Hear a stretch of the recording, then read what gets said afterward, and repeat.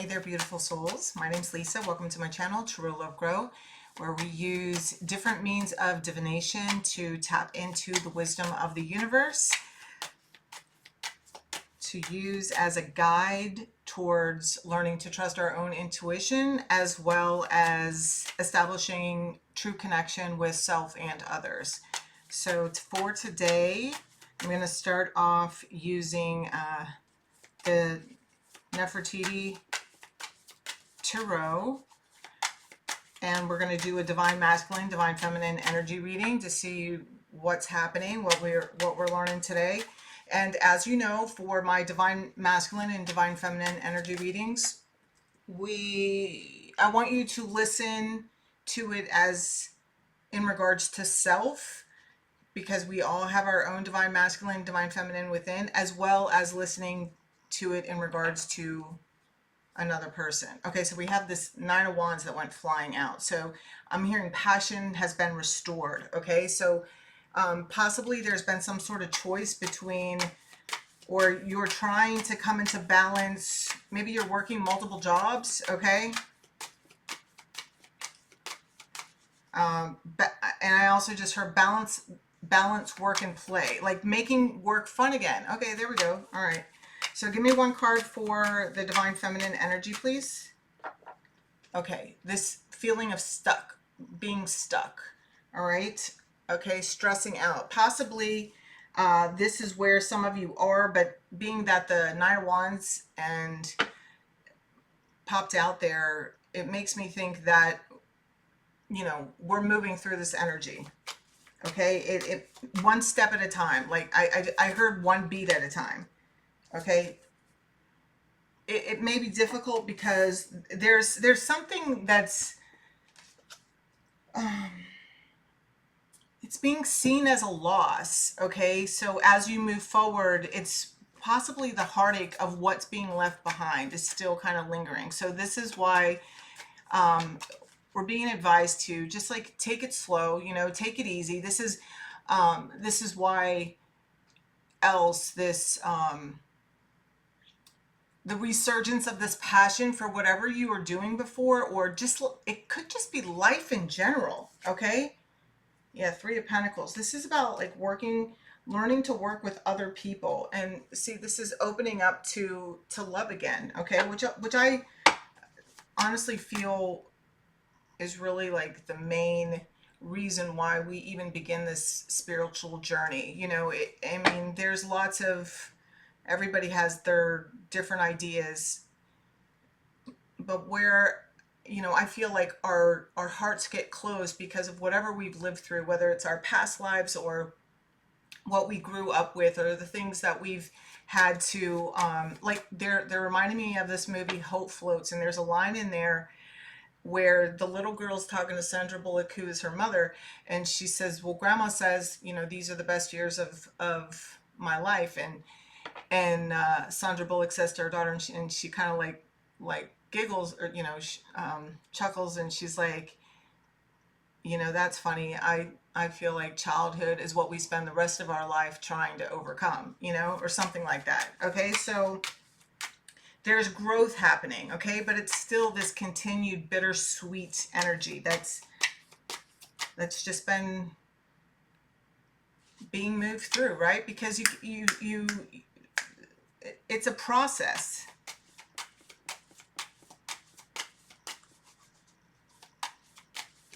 Well, for some of you, it's a process. I'm hearing like some people can just like rip it off like a band-aid. Like that's what I'm hearing, like rip it off like a band-aid. All right, so divine masculine. Ooh, this is the death card. Okay, going through complete transformation. This is a rebirth. Okay, and you know, it's very fitting here with the divine feminine energy, which tells me that we are moving to this place of balance, right, of harmony. Okay, even learning to work with others. Okay, with this Three of Pentacles, but because it's like, in order for there to be a rebirth, something does have to die in order to come back renewed. All right, give me the connection. Yeah, see, rest, healing. Okay, recovery mode. All right, and this one is flipped up. Yeah, here's some sort of tower.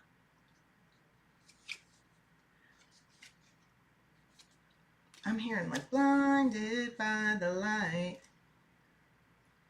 Looked up like a deuce another. Yeah, that song. I don't know all the words, but okay. And then the overall energy here is the tower, okay, with the Seven of Swords underneath it. And I'm taking this as like strategy. Ooh, but there's a Ten of Swords underneath here. Okay, and I feel like, look, here's the Wheel of Fortune after that. And so the Wheel of Fortune signifies like a wheel, like it's turning, okay? The energy's turning, and it's seen as good luck, especially when it's like upside, up the right way, like this, okay? So there's a change, okay? And possibly where, yeah, see here, look at this light here. You see how this light is here next to him? This is the Hermit card. And the Hermit is about like being isolated, right? You could be isolated. The Hermit is also someone who's very wise, right? But the Hermit has learned from his own experience, right? And then he has all this, like, he's just the wealth of knowledge, okay? And he has it to share, okay? So there's something here. I'm hearing like someone was deceived, okay? But I'm really drawn to the Falcon in this Seven of Swords, okay? And the Falcons, they're birds, right? They fly. Okay, so there's something, I feel like there was something that wasn't seen. Okay, and possibly this is what this tower is signifying, is that something becomes clear. Okay, and or something is becoming clear. All right, and once it does, the wheel turns. Okay, or somebody was in like denial of the change, but I guess like something here. It's like somebody wasn't seeing something for what it was, okay? And they're realizing like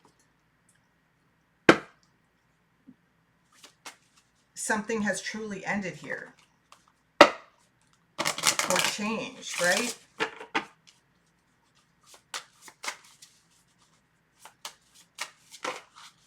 All right, this one wants to flip over, but yeah, look, see, being playful. There's a lot of, I feel that so much, this energy of just having fun again, okay? All right, give me one card for the Divine Feminine energy. Yeah, religious factors. Okay, so the last time I did one of these readings, this card came out for the Divine Feminine energy as well. So that coincides with this Eight of Swords, which signifies this like stuck energy, but that's just like being stuck in your mind. So possibly there's a lot of stuff that like you're just processing, going through, okay? And there's like, get outside, change your energy, do some jumping jacks, okay? Like like I'm being reminded of this time in my life where it's like I was like just beginning to move again, right? And because I had gone through a serious depression, right? And I would just jump up from the couch and I just start doing jumping jacks, right? And so that's what and move a muscle, change a thought, okay? So that's also another thing that can help too. And that was a slogan that I would use during the beginning of my sobriety, or anytime that I would get stuck in my head. Because if you deal with any kind of mental illness, or if you're an alcoholic, like, it's said that the disease of alcoholism stems in your brain, right? It's a thinking problem. We don't have, like, because we can stop drinking, you can put the alcohol down, but it's like learning to get out of your head so that you respond to life differently. So is really where the true action of like curing your disease, or walking away from your disease, getting comfortable in your skin. Okay, so maybe I'm talking to some people that are going through that process, okay, in the beginning stages, which is awesome, because I love that. Like, I love helping people. Like, that is something that just really, especially staying sober, because in learning how to be sober, because that is just a it was something I never thought I could do, and here I am. Like, it's freaking been 23 years and I'm still sober. Like, and it's because somebody helped me understand that I have a thinking problem more than anything, right? And that everything that I had learned up until that point, I had to release it so that I could learn something new. So I feel like this is possibly happening here. Part of this transformation, this rebirth that's going on here, okay? It's like releasing old ideas so that you can step more into your becoming. All right, divine masculine energy, you deserve love. You are lovable. Yeah, and this is part of this, like this realization and connecting with what we were talking about before about um childhood is what we spend our lifetimes overcoming. It's that healing. Okay, so there's massive healing going on here. Okay, this is like diving deep probably into something that you have been oblivious to yourself. Okay, like in denial. Yeah, see the Seven of Swords. Okay, and it's like something is suddenly clear. Yeah, and look what's at the bottom. It says your love life is ascending to a higher level of commitment. So it's like your capacity to love, okay? Even if you don't have someone that you're actually in a connection with, it's like you're realizing that you can feel like, and you might even be remembering a time when you used to love, when you were young, right? And that's also it, this playful. It's like, just be playful with this feeling. Like, you don't even have to talk about it yet. Just like keep moving forward, keep leaning into it as you, I don't want to say understand, because I don't know that anyone ever truly understands. Everybody identifies with love in their own way, right?